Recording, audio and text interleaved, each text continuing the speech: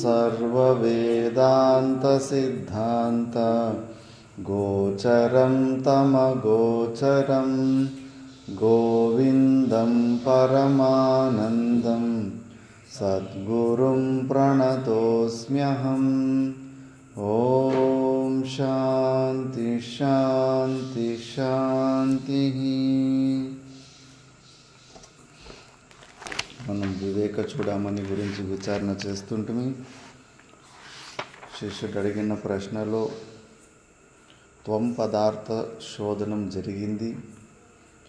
ఈ శరీరంలో పంచకోశాలతో కలిపి నేను అని అనుకుంటుంటే మనం ఆ పంచకోశాలకు అతీతంగా ఒక సాక్షి చైతన్యం మనమని మన స్వరూపం గురించి చెప్పడం జరిగింది.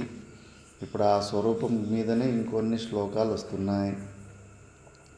ఏవం సర్వసాక్షితయా స్ఫుటతరస్య కుతస్తతా వివిక్తతయా అగ్రహణం ఇది శంకాయాం మౌఢ్యమేవ మూలమితి సదృష్టాంతం మహా ఘటోదక ఇది. మరి మనము వేరు, మనలో ఉన్న సచ్చిదానంద స్వరూపమైన ఆత్మస్వరూపం వేరు, ఈ అనాత్మ స్వరూపం వేరువేరుగా ఉన్నప్పుడు ఎందుకు మనము కాని స్వరూపంలో మనకి ఎందుకు ఈ శరీరం మీద నేను అని మోహం వస్తుంది అంటే అది అజ్ఞానం వల్ల. ఎలాంటి అజ్ఞానం అని నెక్స్ట్ శ్లోకంలో చెప్తున్నారు.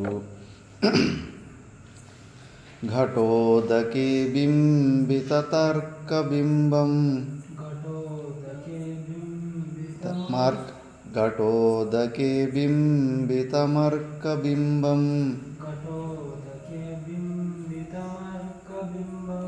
ఆలోక్య మూఢో రవిమేవ మన్యతే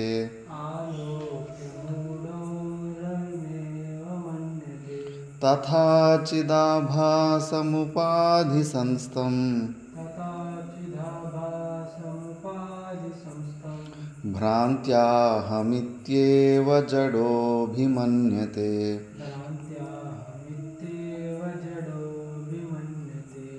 ఘటోదకే బింబితతర్కబింబం ఆలోక్య మూఢో రవిమేవ మన్యతే తథా చిదాభాసముపాధి సంస్థం భ్రాంత్యాహమిత్యేవ జడోభిమన్యతే. ఘటోదకే బింబితమర్కబింబం ఆలోక్య మూఢో రవిమేవ మన్యతే తథా చిదాభాసముపాధి సంస్థం భ్రాంత్యాహమిత్యేవ జడోభిమన్యతే. ఘటోదకే అంటే ఘట అంటే కుండ, కుండలో ఉన్న నీళ్లు. ఆ కుండలో ఉన్న నీళ్ళలో బింబితం అర్కబింబం. అర్కం అంటే సూర్యుడు, సూర్యుని యొక్క ప్రతిబింబము కుండ లోపల కనిపిస్తూ ఉంటుంది. దాన్ని మూఢ రవిమేవ ఆలోక్య రవిమేవ మన్యతే. ఆ ప్రతిబింబ రూపము కుండలో ఉన్న సూర్యుని ప్రతిబింబం చూసి ఆ ప్రతిబింబమే సూర్యుడని మూర్ఖుడు అనుకుంటాడు. మనం ఎక్కడ అనుకుంటామని అనుకుంటాం, కానీ చిన్న వయసులో ఈ మూర్ఖత్వం ఉంటుంది. సాక్షాత్ అవతార పురుషుడైన శ్రీరామచంద్ర ప్రభు అన్నం తినిపిస్తూ ఉంటే రాత్రిపూట్ల నాకు ఆ చంద్రుడు కావాలని ఏడుస్తూ ఉంటాడు. చంద్రుడిని ఎట్లా తీసుకునేకి యూనిక్ అవుతుంది. మళ్ళా కైకే మంచి తెలివిని వాడుతుంది. కైకి ఏం చేస్తుంది, ఒక మంచి గిన్నెలో నీళ్లు తీసుకొచ్చేసిందను ఆ నీళ్ళల్లో ఆ చంద్రుని ప్రతిబింబాన్ని చూపిస్తుంది. చూపించి చూడు ఈ గిన్నెలో వచ్చింది, చూడు నువ్వు అడుగుతున్న చంద్రుడు తీసుకో అని చెప్పేసి ఇచ్చేస్తుంది. అయ్యి చంద్రుడు దొరికి అని చెప్పేసి శ్రీరామచంద్రబాబు ఆనందపడతాడు. అంతటి అవతార పురుషుడైనప్పటికీ కూడా మాయాశక్తి ద్వారా అలాంటి అజ్ఞానం వచ్చేస్తూ ఉంటుంది. ఆ చిన్న పిల్లోళ్ళు ఎట్లా ఆ ప్రతిబింబమైన చంద్రుని కూడా నిజమైన చంద్రుడని అనుకున్నారో మనం కూడా తథా చిదాభాసం ఉపాధి సంస్థం. మనలో బింబరూప చైతన్యము ఉంది. ఆ కుండ మరి కుండలో ఉన్న నీళ్ళ జాగాల్లో మన ఈ శరీరము కుండ, ఈ కుండలో ఉన్న నీళ్లు మన బుద్ధి అంతఃకరణం. ఆ అంతఃకరణంలో బింబరూపమైన పరమాత్మని ప్రతిబింబం పడతా ఉంది. దాన్నే చిద్ ఆభాస అంటారు. చిత్ స్వరూపం కాకపోయినా దాని ఒక ప్రతిబింబం. మనము ఆ ప్రతిబింబాన్ని లోపల జీవుడని మనకు అనిపిస్తుంది కదా, అది లోపల బింబరూపమైన పరమాత్మని ఒక ప్రతిబింబం.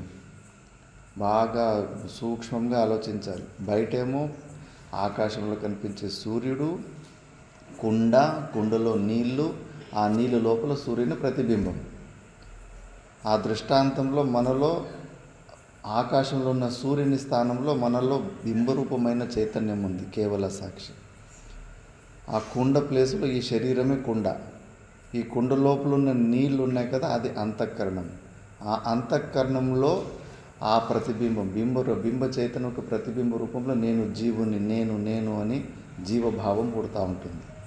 అజ్ఞానం వల్లనే మనకు అలా అనిపిస్తూ ఉంది అని దాన్ని నెక్స్ట్ శ్లోకంలో యథార్థంగా చెప్తున్నారు. ఘటం జలం తద్గతమర్కబింబం విహాయ సర్వం దివి వీక్ష్యతేర్కః.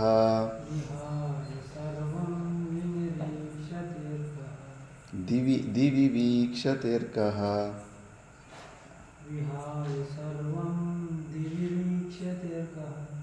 తటస్థితత్ర త్రితయావభాసకః.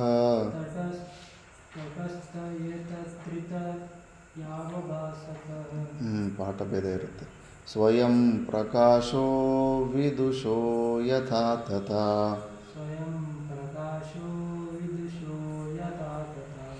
ಘಟಂ ಜಲಂ ತದ್ಗತಮರ್ಕಬಿಂಬಂ ವಿಹಾಯ ಸರ್ವಂ ದಿವಿ ವೀಕ್ಷ್ಯತೇರ್ಕಃ. ತಟಸ್ಥಿತಸ್ತಾತ್ರಿತಯಾವಭಾಸಕಃ. ಸ್ವಯಂ ಪ್ರಕಾಶೋ ವಿದುಷಾ ಯಥಾ ತಥಾ. ಘಟಂ ಜಲಂ ತದ್ಗತಮರ್ಕಬಿಂಬಂ ವಿಹಾಯ ಸರ್ವಂ ದಿವಿ ವೀಕ್ಷ್ಯತೇರ್ಕಃ. ತಟಸ್ಥಿತಸ್ತಾತ್ರಿತಯಾವಭಾಸಕಃ. ಸ್ವಯಂ ಪ್ರಕಾಶೋ ವಿದುಷಾ ಯಥಾ ತಥಾ. ఎలాగైతే యథా ఘటం జలం తద్గత అర్కబింబం, తెలివి ఉన్న వ్యక్తి అయితే కుండలో ఉన్న నీళ్ళలో ప్రతిబింబించే సూర్యుని ప్రతిబింబాన్ని వాటి మూడిటిని వదిలిపెట్టేసి ఆకాశం వైపు తలెత్తి చూసి పైనున్న సూర్యుని చూసి ఆ సూర్యుడే ఒరిజినల్, ఇందులో కనిపిస్తున్నదంతా డూప్లికేట్ అని. అలాగే తటస్థిత తత్రితయావభాసకః స్వయం ప్రకాశో విదుషాయత. అలాగే జ్ఞాని ఏం చేస్తాడంటే లోపలనే కేవల సాక్షి ఉంది, ఆ సాక్షి వైపు మలుపుతాడు. దృష్టాంతంలో ఆకాశం వైపు చూసి అదే మెయిన్ సూర్యుడు అనుకుంటాడు. లోపల బుద్ధి ద్వారానే లోపల ఒక కేవల సాక్షి ఉంటుంది, ఆ కేవల సాక్షి వైపునే చూస్తూ నిలబడతాడు. దాని తర్వాత ఈ శరీరాన్ని చూడు, శరీరంలో ఉన్న అంతఃకరణాన్ని చూడు, ఆ అంతఃకరణం బుద్ధి మనసులో నువ్వు జీవుడివి అని నిర్ణయాలు ఇస్తూ ఉంటుంది. అది ఆ నిర్ణయాలు కూడా ఒప్పుకోడు జ్ఞాని అయినవాడు. దాన్ని దృష్టాంతంలో ఎట్లా జ్ఞాని ఏం చేస్తాడంటే నెక్స్ట్ శ్లోకంలో చెబుతున్నారు. దేహం దియం చేత్ ప్రతిబింబమేతం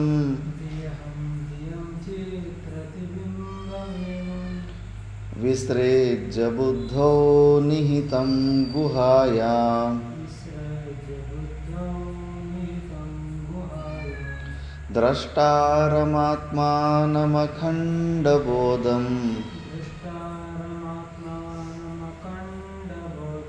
సర్వప్రకాశం సదసద్విలక్షణం.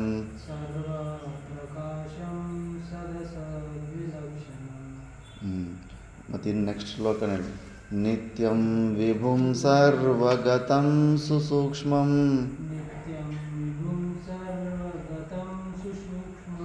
ಅಂತರ್ಬಹಿಃಶೂನ್ಯಮನನ್ಯಮಾತ್ಮನಃ.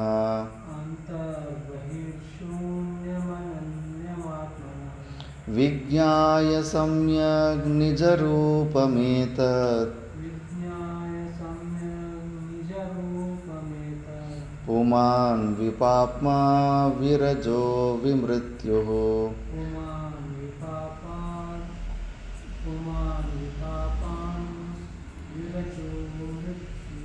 విమృత్యుః విరజో విమృత్యుః దేహం ధియం చేత్ ప్రతిబింబమేతం విసృజ్య బుద్ధో నిహితం గుహాయాం ద్రష్టారమాత్మానమఖండబోధం సర్వప్రకాశం సదసద్విలక్షణం నిత్యం విభుం సర్వగతం సుసూక్ష్మం అంతర్బహిఃశూన్యమనన్యమాత్మనః విజ్ఞాయ సమ్యక్ నిజరూపమేతత్ పుమాన్ విపాప్మా విరజో విమృత్యుః.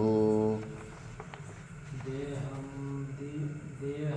ధియం చేత్ ప్రతిబింబమేవం విసృజ్య బుద్ధో నిహితా గుహాయాం ద్రష్టారమాత్మానమఖండబోధం సర్వప్రకాశం సదసద్విలక్షణం నిత్యం విభుం సర్వగతం సుసూక్ష్మం అంతర్బహిఃశూన్యమనన్యమాత్మనః విజ్ఞాయ సమ్యక్ నిజరూపమేతత్ పుమాన్ విపాప్మా విరజో విమృత్యుః.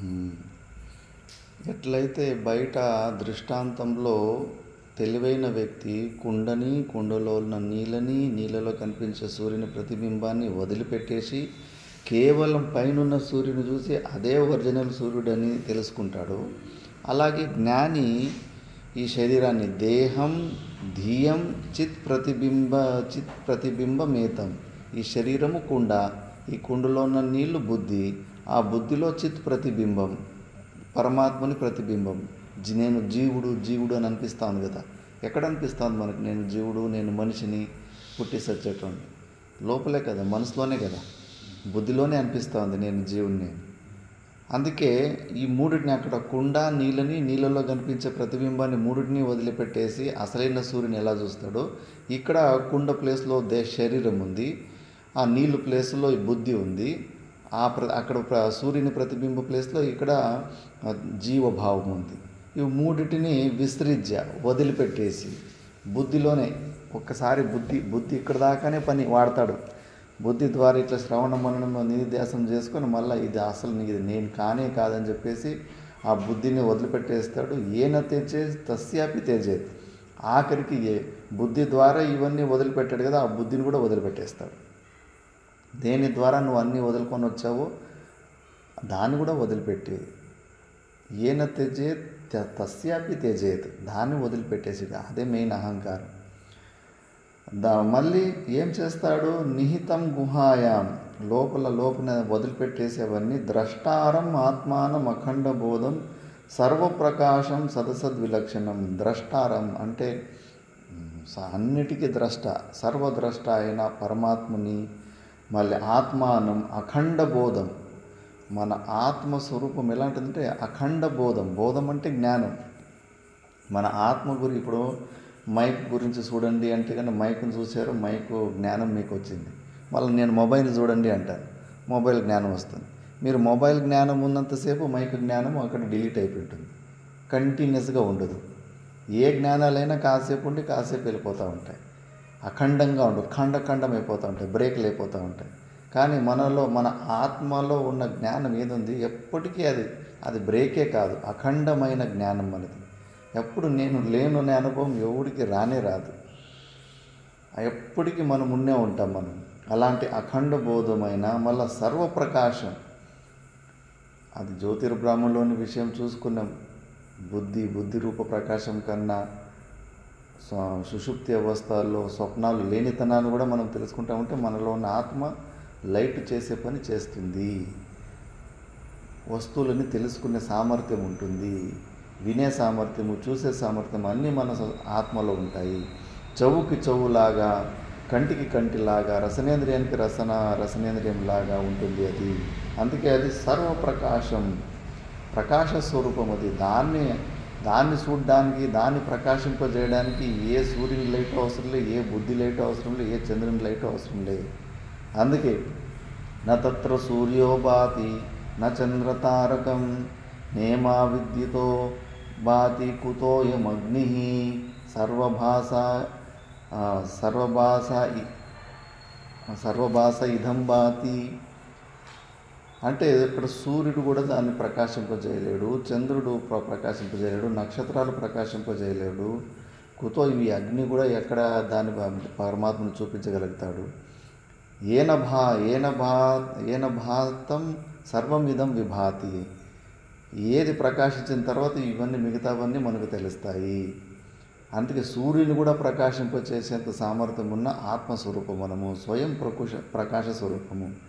సద్ అసద్ విలక్షణం. సద్ అంటే కన్నా మూర్త పదార్థాలు, అసద్ అంటే కన్నా అమూర్త పదార్థాలు. మూర్త పదార్థాలు అంటే తెలుసా? మూర్త పదార్థాలందరూ ಏನಪ್ಪಾ? ಅಗ್ನಿ, ಪೃಥ್ವಿ, ಜಲ. ಇವು ಮೂರು ಕಣ್ಣಿಗೆ ಕಾಣಿಸುವಂಥದ್ದು. ಕ್ರಿಯಾವತ್ವ, ಮೂರ್ತತ್ವ, ಇವುಗಳಲ್ಲಿ ಕ್ರಿಯೆಗಳಾಗ್ತಾ ಇರ್ತವೆ. ಅಮೂರ್ತಂ అంటే కదా కంటికి కనిపించని గాలి, మళ్ళీ ఆకాశం. వీటిని మూర్తామూర్త అంటారు, సదసద్ అంటారు. సద్ అసద్ ఈ రెండిటికి విలక్షణం. అంటే పాంచభౌతికమైన పదార్థం కానే కాదు. ఇంకా డాక్టర్లు ఇంకా ఏదో మైక్రోస్కోప్లోనే ఆత్మను చూడాలని ప్రయత్నం చేస్తున్నారు. ఒక పావురాన్ని వ్యాక్యూము గ్లాస్ టైట్ కంటైనర్లో పెట్టి ప్రాణం పోయిన తర్వాత శరీరాన్ని వదిలిపెట్టి బయటికి ఏం పోతుందో అని కెమెరాలు పెట్టి చూశారు. కొద్దిగా క్రాక్ వచ్చింది.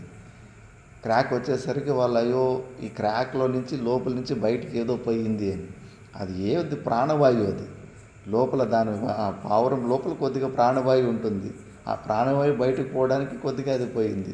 అందుకే వాళ్ళు ఇంకా ఆత్మ అంటే ఏదో ఒకటి చిన్న వస్తువు, సూక్ష్మమైన వస్తువు, దాని మైక్రోస్కోప్లో చూడొచ్చు అనే ఆశలతోటి ఇంకా ఎక్స్పెరిమెంట్లు చేస్తూనే ఉన్నారు. ఎప్పటికీ వాళ్ళ కోరిక నెరవేరదు. ఎందుకంటే అది పాంచభౌతికమైన వస్తువు కానే కాదు. అది బోధ స్వరూపం, జ్ఞాన స్వరూపం. ఇప్పుడు దెబ్బలు తిన్నాను బాగా దాకింది అంటాం. దెబ్బలకి కలర్ ఉందా, తూకం ఉందా, ఎన్ని కేజీల దెబ్బ, ఏ కలర్ దెబ్బను తిన్నావంటే దాని గురించి చెప్పనీకైతుందా? కానీ దెబ్బ ఉందని ఒకటి తెలుసు కదా మనకు. అలాగే నేను అహం అనేది ఒకటి జ్ఞాన స్వరూపం, బోధ స్వరూపం. అది ఒక వస్తువు కాదు. మనకన్నా భిన్నంగా ఇంకో వేరే వస్తువులాగా మనం ఆత్మను చూసుకుంటా కానీ అది కూడా ఈ మైక్ లాంటి వస్తువు అయిపోతుంది. దానివల్ల మన సమస్య దూరం ఎట్లయితుంది? మనకన్నా భిన్నంగా ఏదో ఒక మెటీరియల్ రూపంలో పరమాత్ముడు ఉంటే, ఇప్పుడు మైకును కూడా మనకన్నా భిన్నంగా తెలుసుకున్నాం. దానివల్ల మనకేమైనా ఆత్యంతిక దుఃఖ నివృత్తి కలుగుతుందా? అలాంటి పరమాత్ముడు ఒకవేళ ఉన్నా కూడా మనకన్నా భిన్నంగా ఏదో వస్తు రూపంలో ఉంటే కన్నా దానివల్ల ఏమి ప్రయోజనం ఉండదు. అభిన్న రూపంలో ఆ స్వరూపము నేనే ఉన్నానని తెలుసుకోవడంలోనే మనకి దుఃఖాలు తొలగిపోతాయి. అందుకే ఆయన సద్ అసద్ విలక్షణం. మన స్వరూపం నిత్యం ఎప్పుడూ ఉంటాం. ఊరికే భయపడుతుంటాం. ఈ విషయాన్ని మర్చిపోయి అయ్యో చచ్చిపోతానేమో, లేకుండా అయిపోతానేమో అని ఊరికే భయపడుతుంటాం. అజ్ఞానం, మనం చేసుకున్న పాపం పనులు ద్వారా మన మనసు అట్లా తయారైపోయింది, పిరికి పందులాగా తయారైపోయింది. మాతా మాణికేశ్వరం అనేది ఊరికే ఏడుస్తున్నారు నాయన. మీరు ఏడవడానికి అసలైన కారణం లేనే లేదు. భ్రమ ఉడిగిందంటే బ్రహ్మే, అంటే భ్రాంతి పోయిందంటే సాక్షాత్తు బ్రహ్మస్వరూపమే అయి ఉన్నావు నువ్వు. లేని దుఃఖాలన్నీ ఊహించుకొని, ఈ శరీరం నేనని ఊహించుకొని నువ్వు కష్టాలు పడుతున్నావు. ఏమి కాదు, ఈ శరీరం ఉంటే ఉంటుంది, పోతే పోతుందని ధైర్యంతో సాధన చేస్తూ ఉండాలి. లేదా అంటే కానీ ఆ విషయాన్ని క్షణము మర్చిపోతూ ఉంటాం. నేను ఎప్పటికీ ఉండే స్వరూపం, నేను నిత్య స్వరూపాన్ని అనే విషయాన్ని మర్చిపోయిడ్చి ఈ శరీరమే నేను అనుకొని ఎన్ని భయాలు. కాషాయాంబర బహుకృత వేష ఉదర నిమిత్తం బహుకృత వేష జటిలో ముండి లుంచిత కేశ కాషాయాంబర బహుకృత వేష ఉదర నిమిత్తం బహుకృత వేష అంటే గుండ్లు కొట్టుకుంటారు, కొద్దిగా కాషాయ వస్త్రాలు వేసుకుంటారు, అందరూ తిప్పులు. మళ్ళీ ఆఖరికి చూస్తే కన్నా ఉదర నిమిత్తం, పొట్ట కోసం, కూటి కోసమే కోటి విధులు అన్నట్టుగా దాటలేకపోతున్నాం. ఈ శరీరంలో ఉన్న సమస్యల నుంచి బయటికి రాలేకపోతున్నాం. పెద్ద సమస్య. అందరికీ ఆకలి దొప్పి అనేది పెద్ద సమస్య. ఈ శరీరంలో ఉన్న షడ్భావ వికారాలు వృద్ధావస్థ అనే ఆ అవస్థ గురించి ప్రతి ఒడు భయపడుతున్నాను. జ్ఞానం లేదు. అయ్యో ఈ శరీరం లేకుంటే కన్నా నేను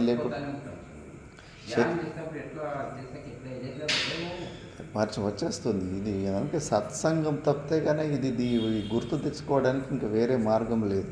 శ్రీమద్ భాగవతంలో ఏకాదశ స్కందంలో గోపికలకి ఉద్ధవునికి శ్రీకృష్ణ పరమాత్ముడు నాకు అన్ని సాధనలు ఉన్నాయి, ఆఖరికి యోగము సాంఖ్యము అన్ని సాధనల కన్నా నాకు చాలా ఇష్టమైనది సత్సంగమే అంటాడు. సత్సంగంలో పరమాత్మని గురించి ఎక్కువ సాధన కన్నా వేరే అన్ని సాధనలు అంత సులభం కాదు అని. ఎందుకంటే సత్సంగం అలాంటి మాహోల్, అక్కడ ఐ టు ఐ కాంటాక్ట్ ద్వారా అక్కడ మనం రోజు మనం ఎవరన్న విషయాన్ని మర్చిపోకుండా మళ్ళీ గుర్తు తెస్తూ ఉంటుంది. అది మర్చిపోయినామో మనం ఎవరన్నా మర్చిపోయామా మళ్ళీ అన్ని ప్రకారాల భయాలు వచ్చేస్తూ ఉంటాయి. ఈ శరీరం నేను అని అనుకుంటాము, ఇంకా అన్నీ స్టార్ట్. ద్వితీయాద్వై భయం భవతి అని చెప్పేసి మనకన్నా భిన్నంగా ప్రపంచం కనిపించిందంటే భయం స్టార్ట్ అయిపోతూ ఉంటుంది. మనము నిత్య స్వరూపులం, మళ్ళా విభూ అంటే వ్యాపకతత్వం. మనం ఒక చిన్న ఈ శరీరానికి సీమితం కాదు, అంతటా మనమే ఉన్నాం. మన అధిష్టానంలో ఈ సకల ప్రపంచం ఉంది. అయ్యో ఎట్లుంది స్వామీజీ, నాలో ఇంత పెద్ద ప్రపంచం ఎక్కడుంది? ప్రపంచంలో నేను చిన్న ధూళికణంలాగా ఉన్నానంటే ఇచ్చోడా స్వప్నంలో చూసుకో, ఎంత పెద్ద ప్రపంచాన్ని చూసావు. అదంతా ఎక్కడుంది? నీలోనే ఉంది. నీకు ఆ శక్తి ఉంది, నీ సామర్థ్యం. నువ్వు ఏదో వేరనుకుంటున్నావు. సంపూర్ణ మీ జగత్తంతా కూడా నీ యొక్క కల్పననే. అందుకే బ్రహ్మం గారు సిద్ధయ్య గారు ఉంటే కన్నా సిద్ధయ్యకు కొన్ని సిద్ధులు వస్తే కన్నా నేను మిగతా వాళ్ళ మనసుల్లో అంతా పోయి చూసుకొని వస్తాను గురువు అంటే, వద్దరా విచిత్రంగా అనిపిస్తుంది కంటే కన్నా లేదు గురుగారు, అందరూ మనసుల్లో ఏమేమి ఉందో నేను తెలుసుకుంటాను. కొన్ని సిద్ధులు వస్తాయి, మిగతా వాళ్ళు ఎదురుగా ఉన్న మనసుల్లో ఏం జరుగుతుందో తెలుసుకున్నాను. పోయి చూస్తే కన్నా అందరివి చుట్టుముట్టున్న వాళ్ళు అందరివి తెలుసుకుంటాడు. ఏమురా సిద్ధ, ఎట్లుందిరా లోకము అంటే, ఎవడు లోకంలో వాడు ఉన్నాడు స్వామీజీ అంట. ఎవడు లోకంలో వాడు ప్రతి ఒక్కరు ఒక్కో ప్రకారంగా ఊహించుకుంటున్నారు, కల్పించుకుంటున్నారు. ఒక్కడిది ఉన్నట్టు ఇంకోటిది అసలు ఉండడం లేదు. కాబట్టి మనము సర్వ వ్యాపక స్వరూపం. మనము అంతటా మనమే ఉన్నాం. మనలోనే ఇవన్నీ, మన బింబరూప చైతన్యంలోనే ఇంతటి ప్రపంచాలు, ఇన్ని వ్యక్తులు, ఇన్ని కొండలు, నదులన్నీ కనిపిస్తూ ఉన్నాయి. ఇది జీర్ణం చేసుకోవడానికి చాలా సమయం పడుతుంది. అదే సత్యం. సర్వగతం సుసూక్ష్మం. సూక్ష్మం అంటే సూక్ష్మం, అందుకే ఇంద్రియాలకి గోచరం కానే కాదు. విజ్ఞాయ అలాంటి స్వరూపాన్ని తెలుసుకొని సమ్యంగ్ నిజరూపం ఏతద్, నిజంగానే మన స్వరూపాన్ని తెలుసుకొని పుమాన్ మనిషి విపాప్మ పాపరహితుడై విరజో విమృత్యు, ఈ మృత్యుని జయిస్తాడు అని శాస్త్రం చెప్తాను. మరి మృత్యుని జయించిన తర్వాత వాడికి ఏమొస్తుంది, ఎట్లుంటాడంటే కన్నా నెక్స్ట్ శ్లోకంలో చెప్తా ఉన్నాడు. విశోక ఆనంద ఘనో విపశ్చేత్,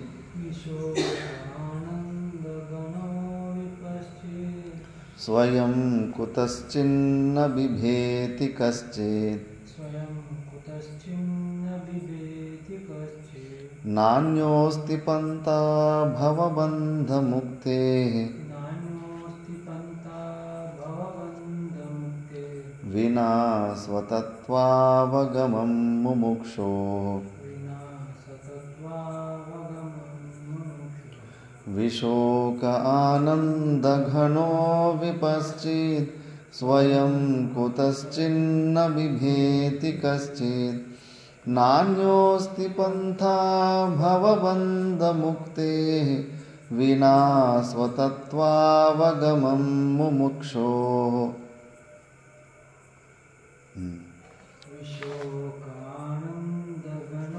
విపశ్చిత, స్వయం కుతశ్చిన్ బిభేతి కచ్చిత్, నాన్యోస్తి పంథా భవబంధముక్తే, వినా స్వతత్వావగమం. అలాంటి పరమాత్మ స్వరూపుని తెలుసుకున్న జ్ఞాని విశోక శోకరహితుడవుతాడు. శాస్త్ర ప్రమాణం ఉంది. తరతి శోకం ఆత్మవేత్. ఆత్మను తన స్వరూపాన్ని తెలుసుకున్న వ్యక్తికి మళ్ళీ శోకాలు ఉండవు, మళ్ళీ షికాయతలే ఉండవు. నాకు ఈ దుఃఖం ఉంది, ఆ దుఃఖం ఉంది అని ఏమీ లేదు. పరిపూర్ణుడైపోతాడు. పరిపూర్ణులుగానే ఉన్నాం మనం అందరూ. ఆ విషయాన్ని తెలుసుకోలేకపోతున్నాం. మనం పూర్ణంగా లేము, ఏదో తక్కువ మనలో తక్కువ ఉంది, దాన్ని పూర్తి చేసుకోవాలని ప్రయత్నం చేస్తున్నాం. అజ్ఞానం వల్లనే మనం అన్ని రకాల పరిపూర్ణంగానే ఉండాం. అందుకే మళ్ళీ అతనికి జీవితంలో మళ్ళీ దుఃఖం రాదు, విశోకం. అందుకే మోక్షం కోసం అంతా తహతహలాడే ప్రయత్నం చేస్తారు. ఎన్నో జన్మల నుంచి వెయిట్ చేసి అలాంటి స్థితి వచ్చేసరికి సడన్గా సమాధి స్థితికి వెళ్ళిపోతారు. చంద్రశేఖర్ భారతీ స్వామీజీ ఇదే వివేక చూడమనికి టీకా రాస్తూ ఇంకొన్ని శ్లోకాల తర్వాత అక్కడ ప్రారంభ గురించి శ్లోకాలు, జీవన్ముక్త పురుషుని లక్షణాల గురించి వస్తాయి. సమాధి స్థితికి వెళ్ళిపోయాడు. 3 సంవత్సరాలు పిచ్చి పట్టేసింది అనుకున్నారు. పుస్తకం రాసి పిచ్చి పట్టేసింది. తినుడు లేదు, ఏమీ లేదు. 3 సంవత్సరాలు నవ్వుకుంటూ అట్లే ఉండిపోయాడు.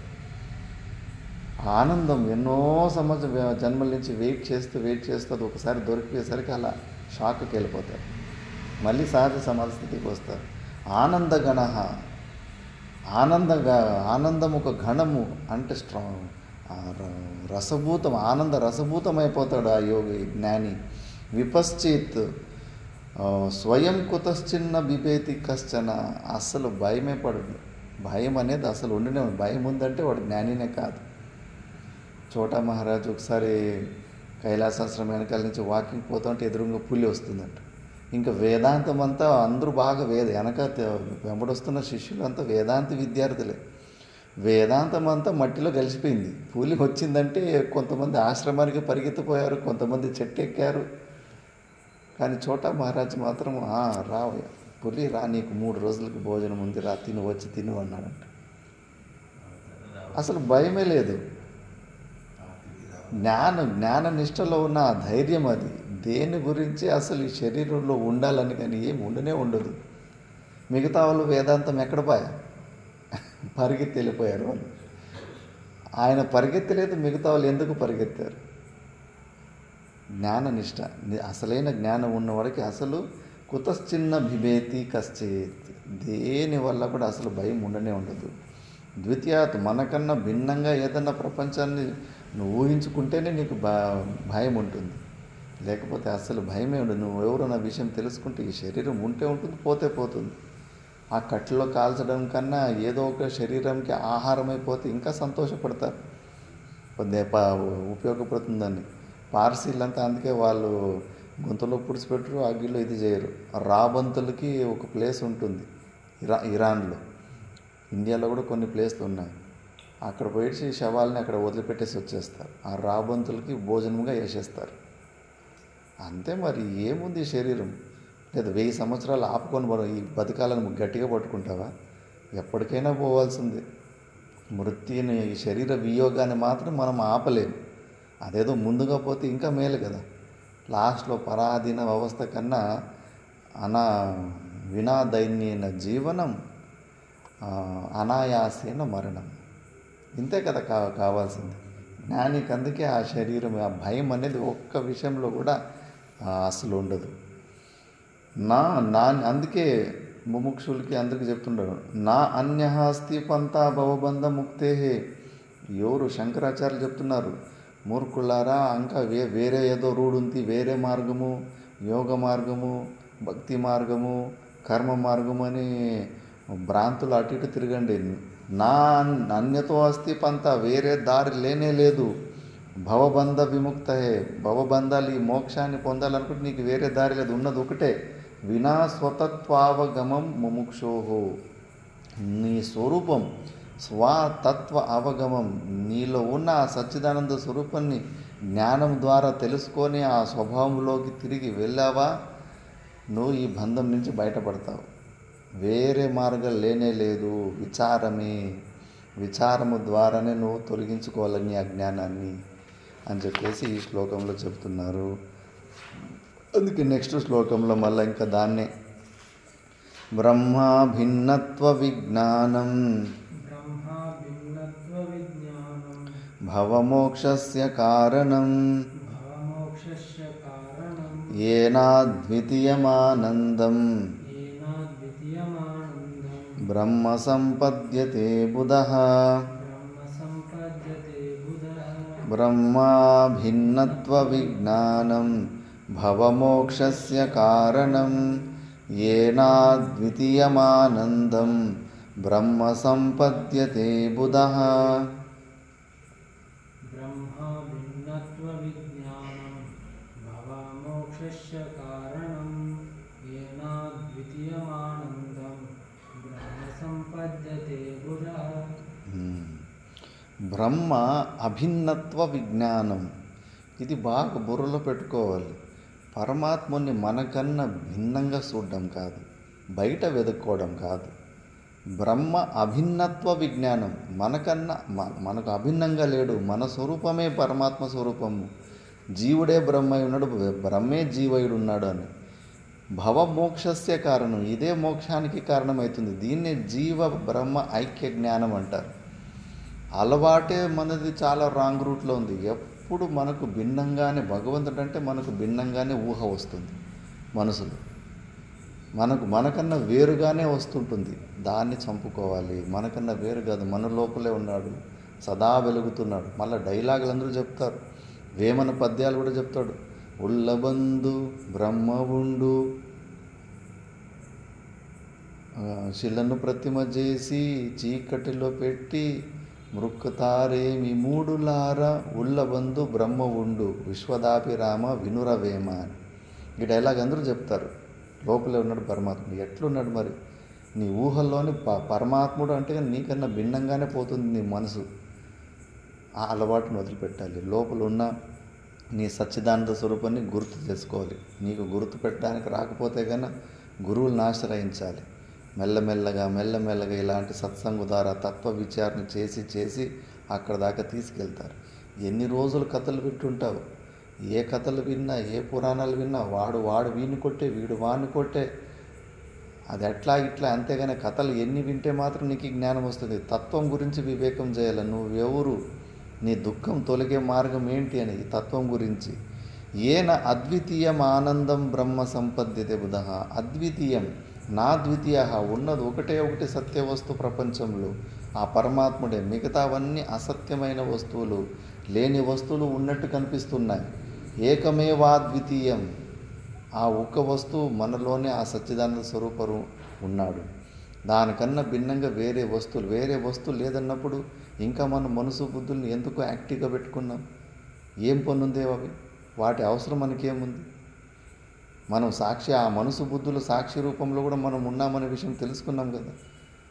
శాస్త్రం చెప్తుంది, భగవంతుడు చెప్తున్నాడు, లేదరా నాయన బయట ఏమీ లేదు, అంతా ఒట్టిదే, లేనిది ఊరికి ఊహించుకోకు అని నిర్వికల్ప సమాధి స్థితికి వెళ్ళిపోవాలి కదా. లేదు, ఇంకా ఆసక్తి పోలేదు ప్రపంచాన్ని అవి ఇవి చూడాలని. అది మిథ్యా వస్తువు అని తెలిసినా కూడా ఇంకా దాన్ని చూడాలని ఆసక్తి లేదు. మిథ్యాత్వ దర్శనం ఇంకా సరిగ్గా కాలేదు. కాబట్టే మనము బయట చూస్తుంటాము. కాకపోతే బ్రహ్మ అభిన్నత్వ విజ్ఞానం వచ్చిందంటే అద్వితీయమైన ఆనందం బ్రహ్మస్వరూపం అప్పుడు మనకు దొరుకుతుంది. బుద్ధివంతులైన వాళ్ళకి దొరుకుతుంది. దాన్నే బ్రహ్మాభావే భవమోక్ష కథమితి శంకమానం ప్రత్యాహ బ్రహ్మభూత ఇది.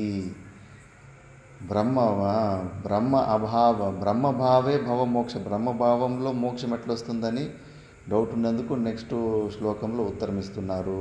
బ్రహ్మభూతస్థు సంశ్రిత్యై విద్వాన్నావర్తతే పునః విజ్ఞాతవ్యమతః సమ్యక్